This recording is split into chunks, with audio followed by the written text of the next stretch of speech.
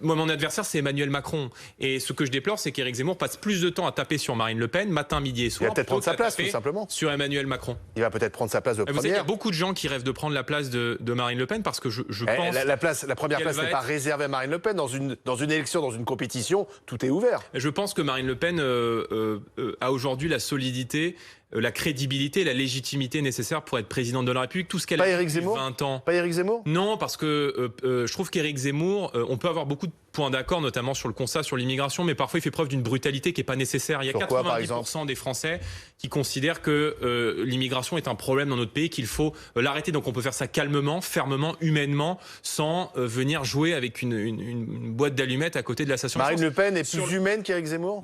Elle veut régler les problèmes. Éric Zemmour nourrit beaucoup les Français de constats. C'est des constats qu'on partage parce qu'on les fait depuis 40 ans. Mais sur les mesures, il n'y a pas de mesures. Et c'est vrai que parfois, il a un mépris qui, moi, me rappelle Emmanuel Macron. Quand il dit que Marine Le Pen est enfermée dans un ghetto de chômeurs et d'ouvriers, mais c'est extrêmement brutal.